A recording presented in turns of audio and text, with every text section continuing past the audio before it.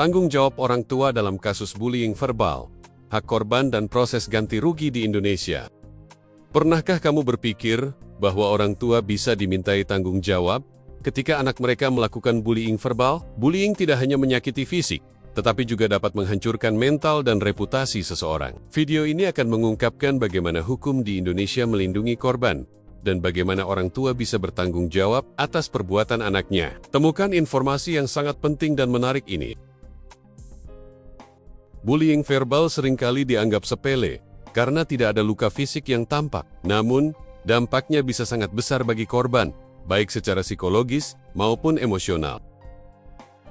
Korban bisa merasa terisolasi, cemas, bahkan depresi. Bullying verbal tidak hanya merusak hari mereka, tetapi bisa mempengaruhi kehidupan mereka dalam jangka panjang. Dalam video ini, kita akan membahas bagaimana hukum Indonesia menangani hal ini.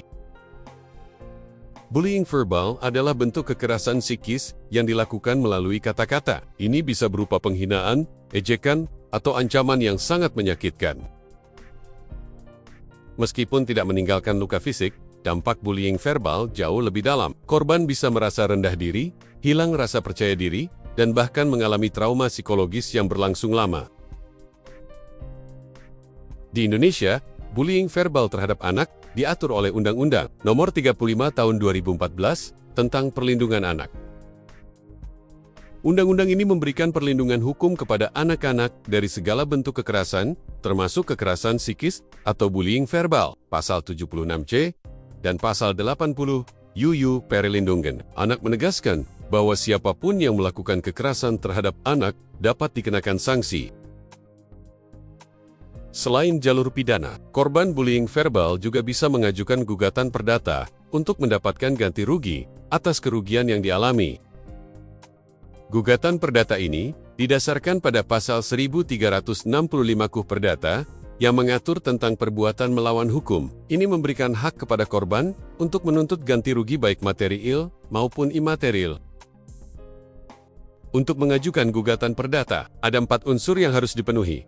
Perbuatan melawan hukum, kesalahan dari pelaku, adanya kerugian, dan hubungan kausal antara perbuatan dan kerugian. Pada kasus bullying verbal, unsur pertama yang harus dibuktikan adalah bahwa tindakan penghinaan atau ancaman tersebut adalah perbuatan melawan hukum yang melanggar hak korban untuk hidup tanpa tekanan psikologis. Jika anak yang melakukan bullying masih di bawah umur, maka orang tua mereka bisa diminta bertanggung jawab atas perbuatan anaknya. Bagaimana hukum di Indonesia berbeda dengan negara-negara seperti Amerika Serikat atau Inggris dalam hal tanggung jawab orang tua? Di negara-negara dengan sistem common law, orang tua juga bisa dimintai tanggung jawab atas perbuatan anaknya, baik dalam hal kecelakaan fisik maupun kekerasan verbal. Untuk mengajukan gugatan perdata, korban harus menyusun bukti-bukti yang kuat, seperti saksi-saksi atau pesan teks dari pelaku.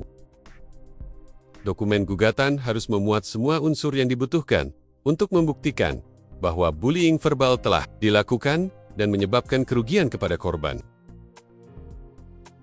Kerugian yang dapat digugat dalam kasus bullying verbal meliputi biaya pengobatan atau konseling yang diperlukan oleh korban. Selain itu, kerugian imaterial seperti trauma psikologis, kehilangan reputasi, dan penurunan harga diri juga dapat menjadi dasar gugatan perdata. Proses pengadilan dalam kasus bullying verbal seringkali penuh dengan tantangan. Bukti yang diperlukan bisa sangat sulit ditemukan. Korban mungkin kesulitan mencari saksi yang dapat membuktikan bahwa bullying verbal benar-benar terjadi. Selain itu, pembuktian kerugian imaterial juga seringkali lebih kompleks. Orang tua memiliki tanggung jawab untuk mendidik anak-anak mereka agar tidak terjerumus ke dalam perbuatan bullying. Pendidikan karakter dan pengawasan yang baik akan membantu mencegah anak melakukan bullying terhadap teman-temannya. Restitusi adalah hak korban untuk mendapatkan ganti rugi atas kerugian yang dialami akibat bullying verbal. Undang-Undang Perlindungan Anak memberikan hak kepada anak korban kekerasan untuk menuntut ganti rugi melalui jalur perdata, meskipun pelaku adalah anak-anak. Sekolah juga memiliki peran penting dalam mencegah terjadinya bullying, baik verbal maupun fisik. Jika sekolah tidak memiliki prosedur anti-bullying atau tidak bertindak saat bullying terjadi, mereka bisa dianggap turut bertanggung jawab. Putusan Pengadilan Negeri Bandung menunjukkan bagaimana orang tua dapat diminta bertanggung jawab atas perbuatan anak mereka. Dalam kasus ini, orang tua pelaku dihukum untuk mengganti kerugian material yang ditimbulkan oleh kecelakaan yang disebabkan oleh anaknya. Prinsip ini berlaku juga dalam kasus bullying verbal. Korban bullying verbal memiliki hak untuk menuntut ganti rugi melalui gugatan perdata. Pentingnya tanggung jawab orang tua dalam mengawasi dan mendidik anak mereka dengan baik agar tidak terlibat dalam perbuatan melawan hukum. Jika kamu pernah melihat atau mengalami bullying verbal, bagikan pengalamanmu di kolom komentar. Jangan biarkan perbuatan ini terus berlanjut tanpa ada akuntabilitas. Mari bersama-sama mendukung korban bullying.